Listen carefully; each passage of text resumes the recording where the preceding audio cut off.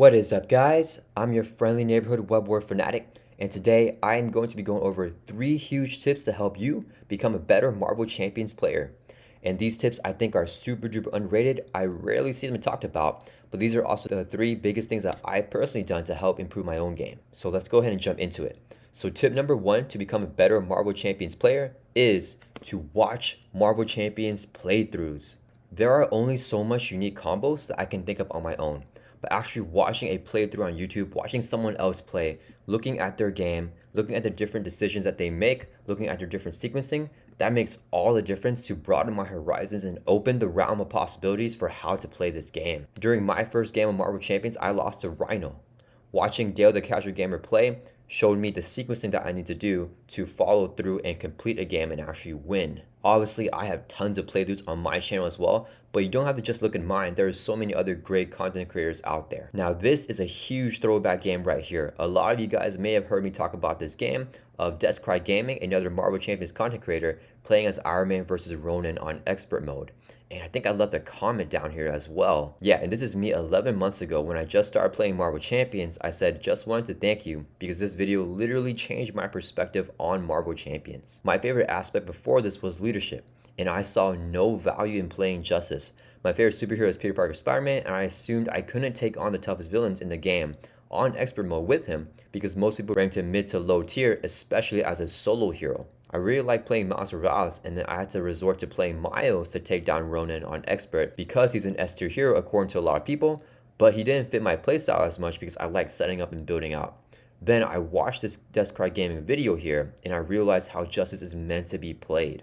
I made a Peter Parker Spider-Man deck focusing on using Justice to set up, inspired exactly by how Descry Gaming built out Iron Man suit right here to also take down Ronin the Accuser. So before watching this video, I didn't even know that it was possible to take down Ronin the Accuser with a slow, drawn-out game, building out your board. I thought that I just had to rely on luck. I had to just gun Ronin down super duper quickly before he ramps up and takes me down. If we jump back to my channel over here, you can see from all my oldest videos that, yeah, I played Spider-Man Peter Parker against Green Goblin Rhino, then I switched to Miles Morales, played him against Ronin the Accuser, was able to get the win on Ronin, and then that Descry Gaming video changed my perspective on the game, and I was able to defeat Ronin here with Peter Parker Spider-Man. I never even attempted Ronin with Peter Parker Spider-Man before I watched the video just because I read online that it was not possible to do. I definitely recommend that you guys go check out Descry Gaming's channel. Him posting those tougher gameplays really showed me how to be a better player, and I try to do the same thing back for you guys. It feels super duper cool whenever you guys comment on my video and tell me that this game changed your perspective on the game or that this game helped you improve as a Marvel Champions player, because that is what this channel is all about.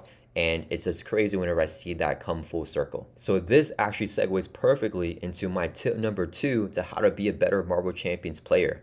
And that is to play the same hero and the same deck over and over again.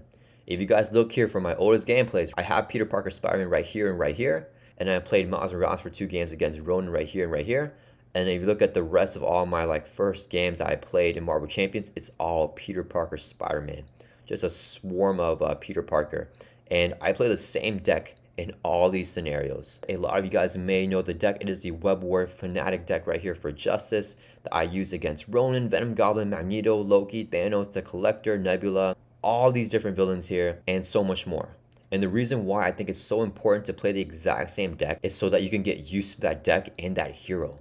I see so many players talk about how they build a deck, they play, and they scrap it, and they make another deck, and they play it again, and then make another deck for a different hero, and then they play it again. Now, I'm not saying that's bad to do or anything like that. This is a co-op game, so no one should be shamed for how they want to play, and everyone can play however way they want. But if you want to take your game to the next level, I would highly recommend playing the exact same deck and hero for at least 20 plays. A lot of people tell me that I pilot Peter Parker Spider-Man really well, and the big reason why is because I played him so many times here, right? Getting so many reps in with Peter Parker Spider-Man allows me to understand every single part of his kit, knowing which cards I want to play, understanding the impacts of his cards at different times in a game, right? Whenever I'm playing out some swing web kicks, I know how much more attacks, how much more swing web kicks I have left in the deck. If I still have some Spire Tracers left in the deck and those minions in play, I know that I have some thwarting that I'm capable of doing next turn. Being able to know what's left in your arsenal and being able to plan for future turns, know exactly what your hero is capable of and what your deck is capable of,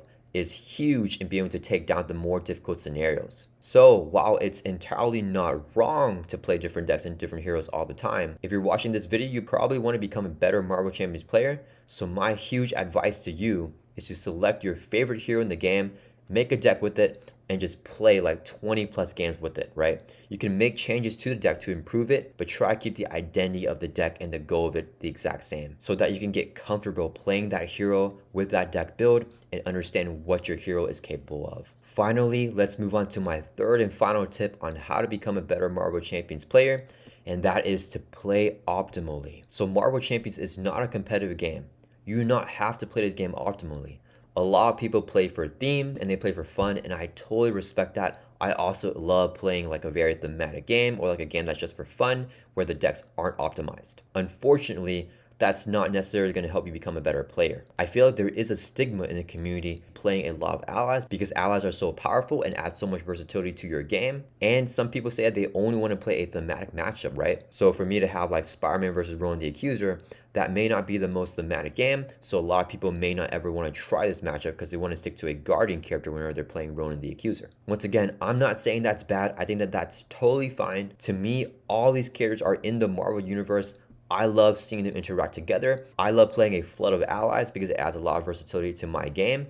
And I like seeing the interaction between allies and heroes, right? Like a Wolverine ally with Spider-Man Peter Parker. I always love these crossovers and collabs. Let's hop back to my Hulk versus Magneto game right here. So sure, we have Hulk Bruce Banner with Maria Hill and Nick Fury, which is pretty thematic. But then we added Moon Girl, who should come in a little bit later. And we're all facing against Magneto, which you can argue is not that thematic. To me, that's really, really cool. I really want to see Hulk, Moon Girl, Maria Hill, Nick Fury all team up and take down Magneto. But I can understand to a lot of people why that may not be appealing. But playing this matchup took my game to the next level because it showed me how to maneuver around Hulk's poor hand size against Magneto, which is a very oppressive type of villain. Thinking about when to flip down and not to flip down, thinking about when to block with allies or just have them stay alive and have Hulk take the damage because the allies might be more valuable with thwarting. All these things never came up until I did Hulk versus Magneto. And I think that I actually got a decent amount of pushback whenever I played this game, but you're not going to see that down in the comments here because all my subscribers are super duper awesome. But if you do play very optimized matches against more difficult villains, you may get some pushback from some people in the community that think that playing thematic matchups are the way to go. And don't get me wrong, I love thematic matchups. I think that Marvel Champions is such a broad and awesome game that it can satisfy both types of players. But I do not think that any group of players should be judging another group and pushing their ideas onto another group. This is a co-op game at the end of the day, and we can play however we want. So if you guys want to play like me, and you guys want to play super duper difficult matchups, and you guys want to become a better player, these are my 3 tips. Let me know down in the comments, are you guys already doing these tips? And what other tips do you have for newer players to improve their game? I hope you guys enjoyed this video, and I'll see you guys in the next one.